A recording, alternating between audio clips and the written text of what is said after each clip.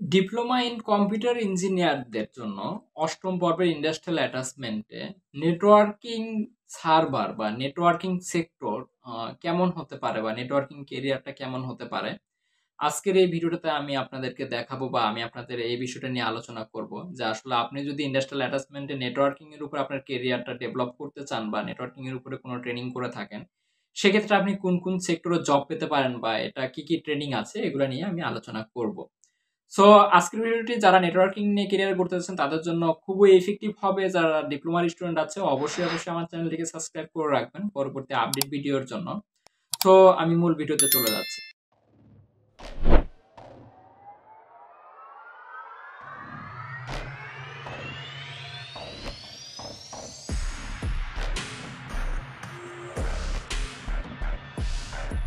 সবাই আমার স্ক্রিনটি দেখতে পাচ্ছেন, কম্পিউটার স্ক্রিনটি। Welcome to all is learn YouTube channel. যদিও ইউটিউব চ্যানেল নিয়ে তেমন কোনো কিছুই আমি কোনো ভিডিওতেই বলি না, চাইলে আপনারা আমাদের বা আমার চ্যানেলটিকে ঘুরে আসতে পারেন বা অল ইজ লার্ন ইউটিউব চ্যানেলটিকে ঘুরে আসতে পারেন, অনেক কিছু পাবেন আশা করা যায়। সো আমি আইটি কেরিয়ার নিয়ে এর আগে আলোচনা করেছি, আপনার সফটওয়্যার ডেভেলপমেন্ট, নেটওয়ার্কিং, মাল্টিমিডিয়া এগুলো নিয়ে আগে অনেক ভিডিও আছে, দেখে আসতে পারেন। সো আমি আজকে স্পেসিফিক্যালি আপনার নেটওয়ার্কিং সিস্টেম অ্যাডমিন বা নেটওয়ার্কিং সেক্টরটা নিয়ে আলোচনা করব যে আসলে ইন্ডাস্ট্রিয়াল অ্যাটাচমেন্টে নেটওয়ার্কিংটা কেমন হতে পারে বা দেখা যাচ্ছে যে নেটওয়ার্কিং এর উপরে যদি আপনি কেরিয়ার ডেভেলপ করেন কোন কোন জায়গায় জব পাওয়ার অপরচুনিটি থাকে, এটা নিয়ে আলোচনা করব। সো আমি একটু বলে রাখি, নেটওয়ার্কিং সিস্টেম অ্যাডমিন আমি এই হেডলাইনটা দেওয়ার কারণটা কি, নেটওয়ার্কিং এবং কি সিস্টেম দুটা যদিও আলাদা, বাট আমরা একই সাথে একটা ডিপার্টমেন্ট কল্পনা করতেছি। নেটওয়ার্কিং সিস্টেম এডমিন এই পুরো বিষয়টা কিন্তু নেটওয়ার্কিং সার্ভার সব কিছুর সমন্বয়। সো নেটওয়ার্কিং আলাদা জিনিস কিন্তু সার্ভার আলাদা জিনিস, তো সেটা নিয়েও আলোচনা করবো, সমস্যা নেই। সো নেটওয়ার্কিং এর যে আপনারা স্টার্ট করবেন বা ইন্ডাস্ট্রিয়াল অ্যাটাচমেন্টে যেটি দিয়ে আপনারা স্টার্ট করতে পারেন, আপনার সিসকো সার্টিফাইড নেটওয়ার্ক অ্যাসোসিয়েট, ঠিক আছে, এটা সংক্ষেপে সিসিএনএ বলা হয়।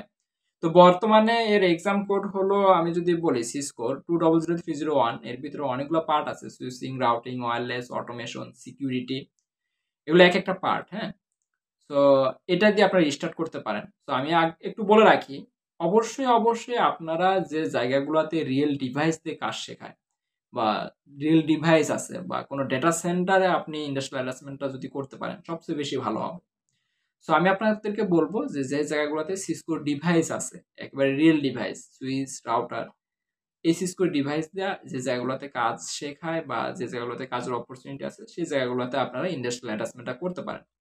সেক্ষেত্রে আপনার এর কেরিয়ারের কথা যদি বলি, আপনি সিসকো ডিভাইস ইউজ করে যত প্রকারের কাজ আছে, এটা আপনি পৃথিবীতে যত প্রকারের কাজ আছে আপনি সব কাজই করতে পারবেন এই সিসিএন এর কোর্সটা কমপ্লিট করার পরে। এরপরে মাইক্রোটিক। মাইক্রোটিকের বিষয়টা হলো কি, আমরা এই বাসা বাড়িতে বা অফিসে আইএসপি কোম্পানির যে লাইনটা বিশেষ করে ইউজ করে থাকি, তারা দেখা যাচ্ছে এই মাইক্রোটিকের ডিভাইসটা সবচেয়ে বেশি ইউজ করে বা অনেক অর্গানাইজেশন আছে বা অনেক অফিস আদালত আছে যেখানে আপনার মাইক্রোটিকের ডিভাইসটা ইউজ করা হয়। সো সিসকো হলো আলাদা একটা প্ল্যাটফর্ম বা আলাদা একটা কোম্পানি। আমি যদি একটু ক্লিয়ার করে বলি, সিসকো একটা অর্গানাইজেশন এবং কি মাইক্রোটিক হলো আলাদা আরেকটা অর্গানাইজেশন বা আলাদা একটা ভেন্ডর। সো মাইক্রোটিকের ডিভাইস ইউজ করে আপনি সিসকো ডিভাইস ইউজ করে যে নেটওয়ার্ক ইনফ্রাস্ট্রাকচার দাঁড় করাবেন, মাইক্রোটিকের ডিভাইস ইউজ করে সেম ইনফ্রাস্ট্রাকচার দাঁড় করাতে পারবেন, ডিভাইস আলাদা।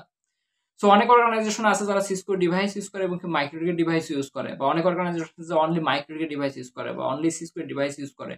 সেক্ষেত্রে আপনাকে নেটওয়ার্কিং এর এই সিসিএনএ এবং কি মাইক্রোটিক দুটো অর্গানাইজেশনের ডিভাইসই ইউজ করা জানতে হবে, তাহলে আপনি সব কাজই করতে পারবেন। সো মাইক্রোটিকের ভিতরে এমটিসিএনএ, এমটিসিআরই এবং কি আইএসপি সেটআপ, ওএলটি, এই সব পার্ট আছে।